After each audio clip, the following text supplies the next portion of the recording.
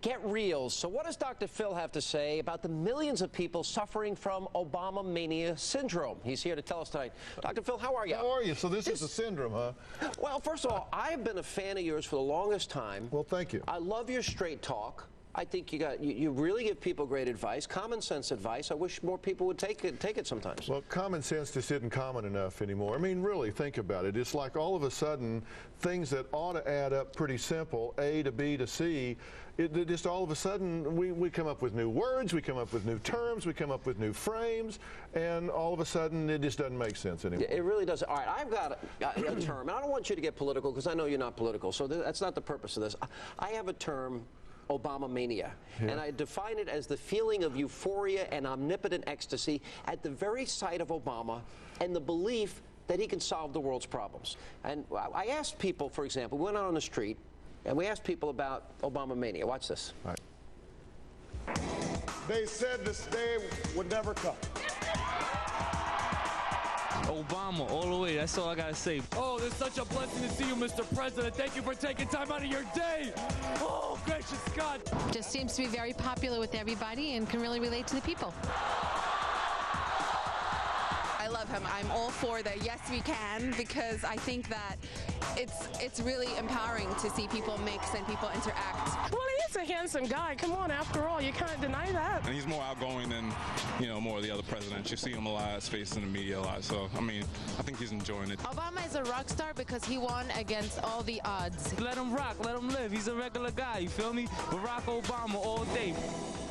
All right, now I understand some people disagree with me on politics, but do people put too much faith and hope and trust in somebody outside them? Well, let's remember, he is a politician, and he is in Washington, and he has inherited a system that is going to prove to be very difficult to turn around. What I fear is that people will expect so much from Obama that he can't live up to it, and they're going to flip on him. Because we're in America, and people flip. They love to build people up and knock then tear them right down. And I hope that they really give him a chance to get his legs under him and have a chance to turn this, because it's like turning a big ship. You don't just whoop a U. Yeah. It takes time to turn things around. So I hope they don't. I hope all of this Obama-mania, which is fun now, doesn't come back to haunt him and bite him because they don't give him a chance to do his job. My disagreement is on substance. I've never seen anywhere where socialism works, but I'm not going to drag you into that argument here. But I guess the question, though, is, I read the other day, there's an article that came out, 25%, and this is a serious question, of Americans aren't sleeping at night. They're worried about their retirement. They're worried about their kids' college fund. They're worried about the money that they work so hard to save. People that want to retire, Dr. Phil, they can't retire.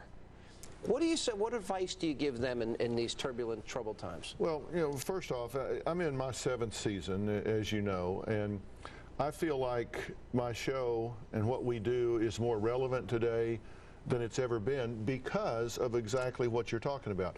If you talk to lawyers, the divorce lawyers, they'll tell you the #1 complaint they get when somebody comes in and says it's over, we got to shut this marriage down, it's money. Okay, that's the biggest pressure that breaks these marriages down. Now, money pressure is bigger and higher than we have seen in our generation, right? That pressure is building up. People are fearing foreclosure, they're fearing they're losing their jobs, or they've already lost them, they're having to scale down. What people focus on is the math, but you've got to look at the trickle down after that. When all that pressure's on, you're going to see spikes in divorce, you're going to see spikes in domestic violence, you're going to see people that are having anxiety and depression and sleep disturbance like you're talking about. This is the sequel to all of these things that are the pressures of their day. And not far behind that, you're going to start seeing physical breakdowns created as a product of the stress.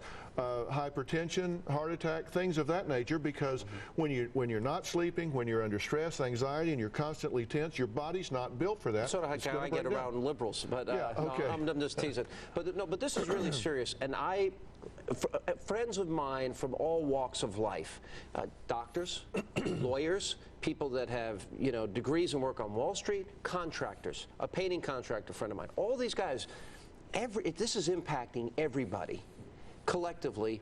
And I would argue that there's too much fear. Fear is, I think, a very dangerous emotion. And I think with the government and politicians, catastrophe, crisis, this has been harmful to the psyche and the psychology of the country. Do you agree with that at all? I think there has been a damage to the collective psyche of America, and because it does kind of feed on itself. And one of the things that I worry about, and I'm a big one for accountability, and if we're sitting back waiting for Obama or the Congress or anyone else to fix our woes, I don't think that we can do that. Now, clearly, they've got the handle on the big levers, but I think it starts at home. Yeah. You know, people say politics are local. I think at this point, politics and financial politics not need to be local. They need to be personal. People have to live smaller. They have to make different decisions than they made in the past. Isn't that one of the problems, though? We always want to look outside ourselves to get the answers. And when there's so much that people, if they forget government and forget about politics, but look to themselves, dig down deep, this is still America. If you work hard, play by the rules, you can succeed and believe in yourself. Look, everybody wants a savior. I mean, wouldn't you like to know that somebody's just come in and fix your life for you? But it's not going to happen. Yeah. Well, whether you want it or not, it isn't going to happen. Yeah. If people survive this, and I believe they will, it's going to be because they recognize what I believe, and that is that money problems are not fixed with money.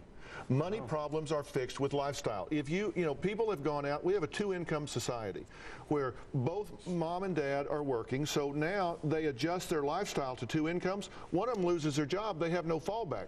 When we were a single-income society, if somebody lost their job, the other person could work at least temporarily, keep the wolf from the door.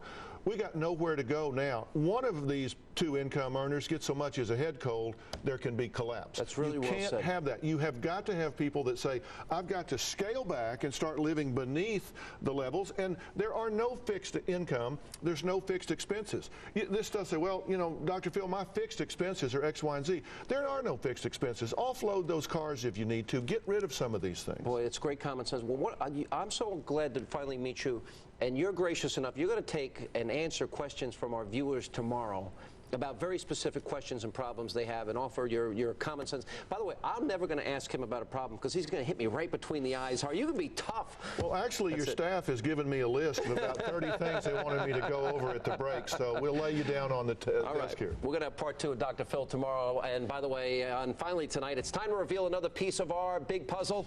Number 44.